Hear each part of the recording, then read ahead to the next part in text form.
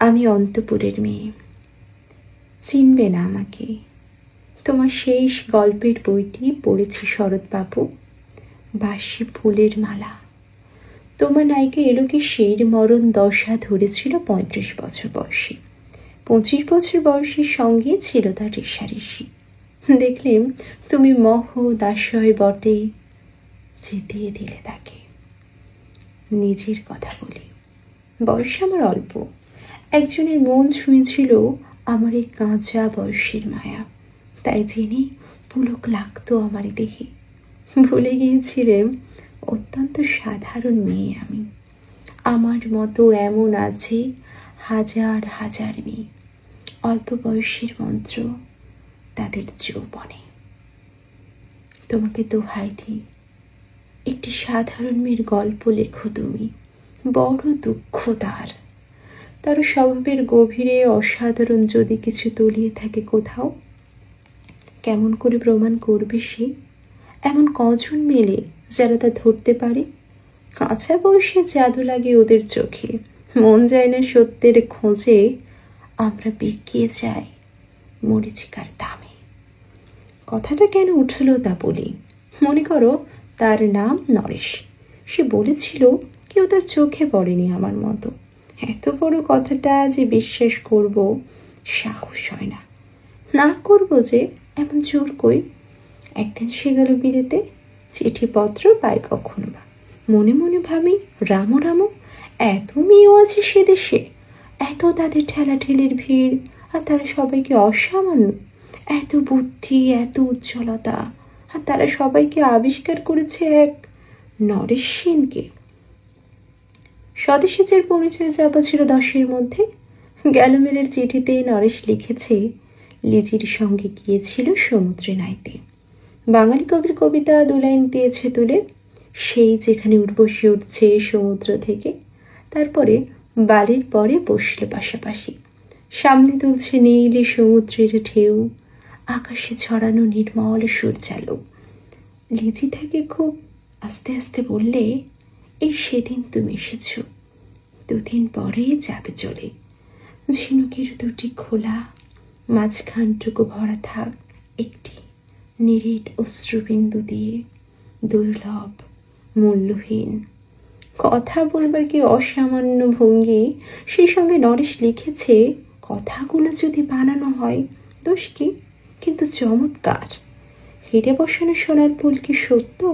তবুও কি সত্য নয়?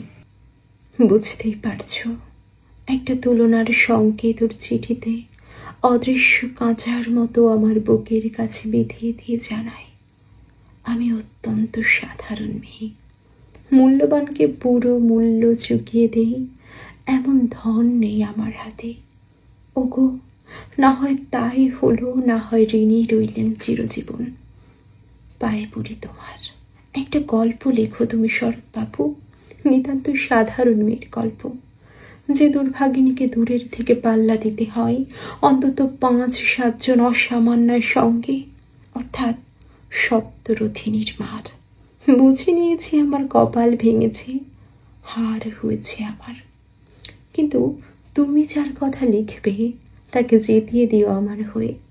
পড়তে পড়তে বুক যেন ওঠে ফুলে, ফুল চন্দন পড়ুক তোমার কলমের মুখে। তাকে নাম দিও মালতী, ওই নামটা আমার। ধরা পড়বার ভয় নেই, এমন অনেক মালতী আছে বাংলাদেশে। তারা সবাই সামান্য মেয়ে। তারা ফরাসি জার্মান জানে না, কাঁদতে জানে। কি করে জিতিয়ে দেবে? উৎস তোমার মন, তোমার লেখনী মহিষী। তুমি হয়তো ওকে নিয়ে যাবে ত্যাগের পথে, দুঃখের চরমে, শকুন্তলার মতো। দয়া করো আমাকে, নেমে এসো আমার সমতলে। রাত্রির অন্ধকারে বিছানায় শুয়ে শুয়ে দেবতার কাছে যে অসম্ভব বর মাগি, সে বর আমি পাবো না, কিন্তু পাই যেন তোমার নায়িকা। রাখো না কেন নরেশকে 7 বছর লন্ডনে, বারে বারে ফেল করুক তার পরীক্ষায়। আদরে থাক আপন উপাসিকা মণ্ডলীতে। ইতোমধ্যে মালতী পাশ করুক MA কলকাতা বিশ্ববিদ্যালয়। গণিতে হোক প্রথম তোমার কলমের এক আঁচড়ে। কিন্তু ওইখানে যদি থামো, তোমার সাহিত্য সম্রাট নামে পড়বে কলঙ্ক। আমার দশা যাই হোক, খাটো করো না তোমার কল্পনা। তুমি তো কৃপণ নও বিধাতার মতো। মেয়েটাকে দাও পাঠি ইউরোপে, সেখানে যারা জ্ঞানী, যারা বিদ্বান, যারা বীর, যারা কবি, যারা শিল্পী, যারা রাজা দল বেঁধে আসুক ওর চারদিকে। জ্যোতিষবিদের মতো আবিষ্কার করুক ওকে, শুধু বিদুষী বলে নয়, নারী বলে। ওর মধ্যে যে বিশ্বজয়ী জাদু আছে, ধরা পড়ুক তার রহস্য।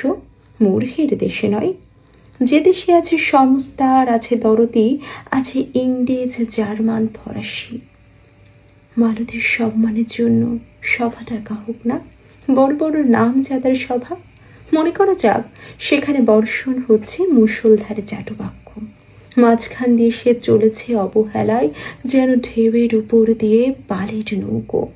ওর চোখ দেখে ওরা করছে কানাকানি। সবাই বলছে ভারতবর্ষের সজল মেঘ আর উজ্জ্বল রৌদ্র মিলেছে ওর মোহিনী দৃষ্টিতে। এইখানে জনয়ন্তীকে বলে রাখি, সৃষ্টিকর্তা প্রসাদ সত্যই আছে আমার চোখে। বলতেই হলো নিজের মুখে, এখনো কোনো ইউরোপীয় রসাজ্ঞের সাক্ষাৎ ঘটেনি কপালে। নরেশ এসে দাঁড়াক সেই কোণে, আর তার সেই অসামান্য মেয়ের দল। আর তারপরে আমার নোটে শাকটি মুড়ল, স্বপ্ন আমার ফুরলো। হায় রে সামান্য মেয়ে, হায় রে বিধাতার শক্তির অপব্যয়।